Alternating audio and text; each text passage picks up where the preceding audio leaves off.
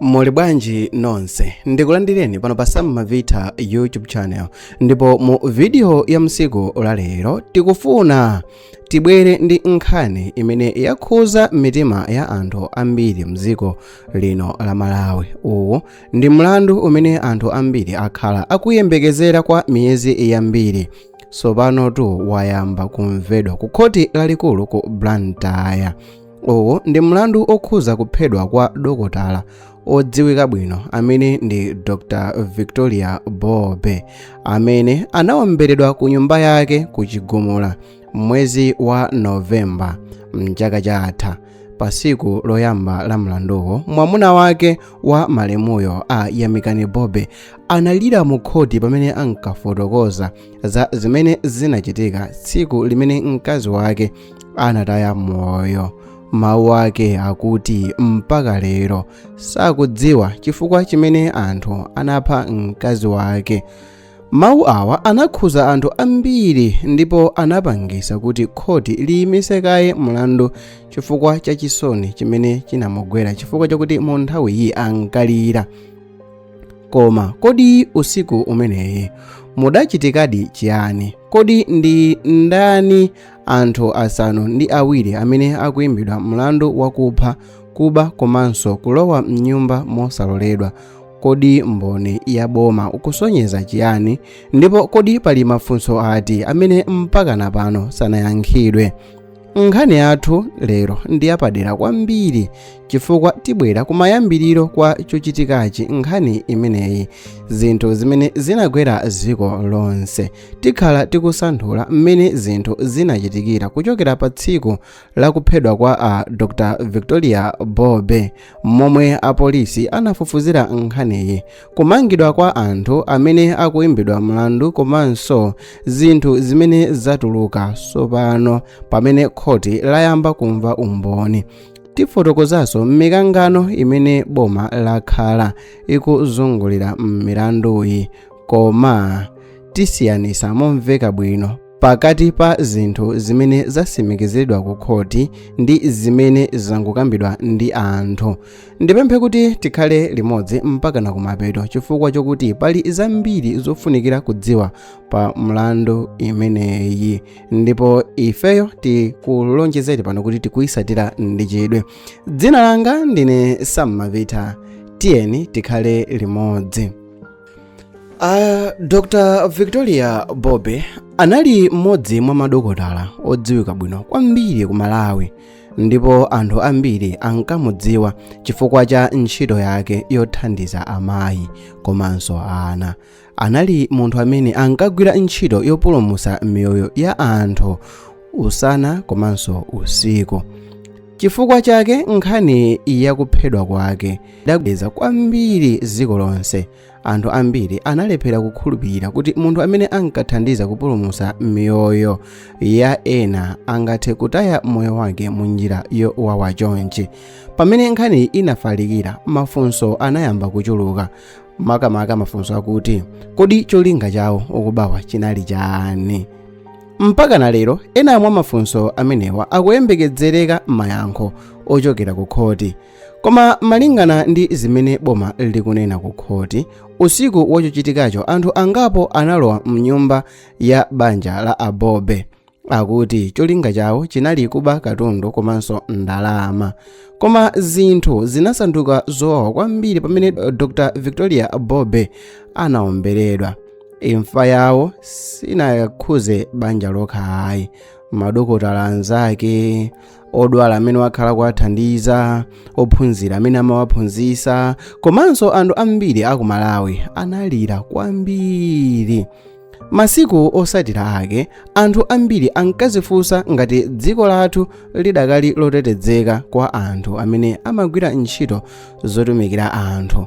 Pambuyo pachochitikachi, apolisi anayamba kufufuza mwamphamvu, ndipo patapita kanthawi pang'ono adalengeza kuti amanga anthu angapo amene akuwakayikira kuti anatenga nawo mbali pa mlanduwu. Komabe ngakhale anthuwo anamangidwa, anthu ambiri sanasiye kufunsa mafunso. kodi umboni wawo ndi okwanira? Kodi anthu onse amene anatenga mbali agwidwa? Kodi pali munthu wina amene sanadziwikebe? Mafunso amenewa ndi amene khoti limayenereka kuyankha potengera umboni umene unaperekedwa. Ndikofunikiranso koma kudziwa kuti munthu wina aliyense amene akuimbidwa mlandu amaonedwa kuti ndi osalakwa mpakana pamene khoti litamupeze olakwa pogwiritsa ntchito maumboni okwanira. Choncho pamene tikufotokoza nkhaniyi, tiyeni tisiyanise pakati pa zimene zaperekedwa ku khoti monga umboni ndi zimene zimangokambidwa ndi anthu. Pa tsiku loyamba la mlanduwo, munthu amene anthu ambiri ankayembekezera kumva kuchokera kwa iye anali mwamuna wake wa malemu Dr. Victoria Bobe. Amenewa ndi Ayamikani Bobe. Iwowa analowa mkhoti ngati mboni ya boma. Anafotokoza zimene akumana nazo komanso mmene moyo wawo unasinthira kuchokera pa tsiku limenelo. Koma mawu amene anakhudza kwambiri anthu anali mawu awa: mpaka lero sindikudziwa chifukwa chimene anapha mkazi wanga. Mawu amenewa akusonyeza ululu umene banja lidakali nawo komanso kufuna kudziwa choonadi chenicheni cha zinthu zimene zinachitika.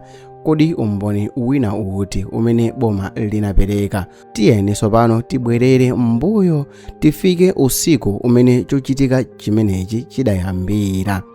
Malingana ndi zimene boma lapereka ku khoti komanso zimene zinalengezedwa pa nthawi ya kafukufuku, anthu angapo analowa mnyumba ya banja la Abobe usiku. Akuti analowa mwachinsisi ndipo cholinga chawo chinali kuba ndalama komanso katundu.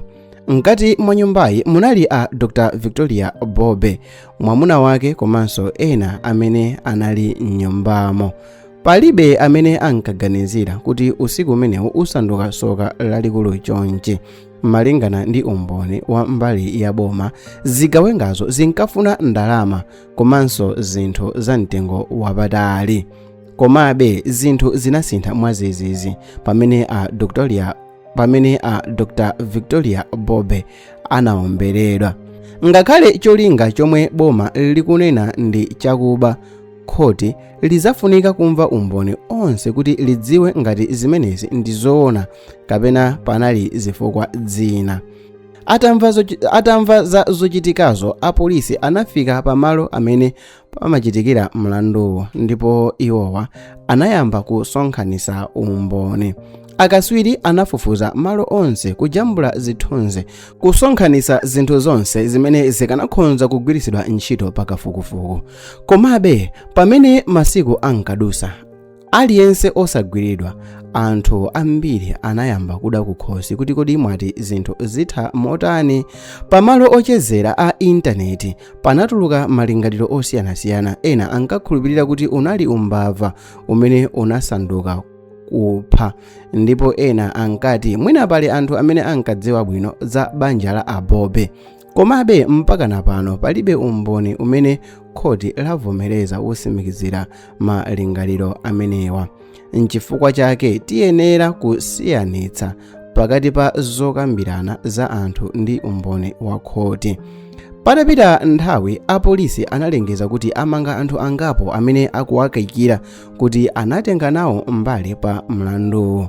Anthuwo anayimbidwa milandu yosiyanasiyana kuphatikizapo kupha, kuba komanso kulowa mnyumba mosavomerezedwa. Komabe iwo onse anakana milandu imene akuyimbidwayi pa khoti. Pansi pa malamulo, kukana mlandu kumatanthauza kuti khoti liyenera kumva umboni wa mbali zonse ziwiri zisanapereke chigamulo. Pamene anthuwo anamangidwa, anthu ambiri anayamba kukhala ndi chiyembekezo chokuti mwina choonadi chonse chidziwika. Aliyense akudikira chinthu chimodzi: chilungamo pa imfa ya a Victoria Bobe. Ku banja la a Dr. Victoria Bobe, mlandu sikuti ukhala ongopeza kuti awa analakwa kapena sanalakwe ayi. Uwu ndi ulendo ofuna mayankho. mayankho amene angathandize kuziwa chifukwa chenicheni chimene anthu ankagwira ntchito yopulumutsa miyoyo, chifukwa chimene anthu anagwira ntchito yoseva miyoyo anafa mwachisoni kwa madokotala ndi ogwira ntchito mzipatala. Nkhani inabweretsanso kukambirana nkhani yokhuzana ndi chitetezo chawo. Kodi anaferanji? Zinali nkhani zokhuzana ndi ntchito, kapena wina wake anawachita setup, kapena wina wake akudziwapo kanthu akuyenekano kuyankha, kapena mwina pazakhala zinthu zina zimene sitinadziwebe. Mwina wake alipo wina wake amene anali close ndi a Victoria Bobe amene akudziwapo kanthu. Tiyeni ndingopempha kuti nkhani tinayamba kukupasirani kuchokera mu nthawi imene Victoria Bobe anaphedwa. Panonso takupasani update kuti nkhani yalowa ku khoti, ndipo amene anagwidwa aja ayamba kukana kuti mlandu sakudziwa. Maganizo anu mukuganizapo motani? Is your boy Sam Mavita. Ndipemphe kuti muchite like, muchite subscribe for tikati kupasirani nkhani zambiri. Tionanenso mu video yotsatirayi. Bye.